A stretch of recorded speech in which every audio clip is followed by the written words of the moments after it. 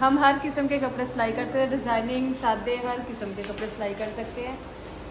और आप लोग हमें दें, ना पसंद आएंगे तो पैसे आपके वापस अरे होंगे। ये बहुत बड़ा क्लेम है।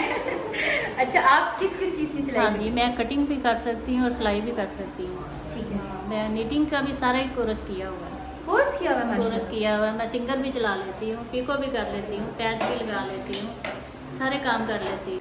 शर्ट, फ्रॉक वगैरह, और आपको पसंद आएंगे इंशाल्लाह, आप सिलाई करवा के देखें। ठीक है।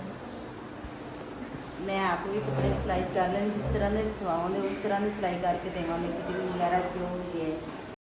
मुझे अपना बंदा बना ले ए मौला, मुझे अपना बंदा बना ले ए मौला।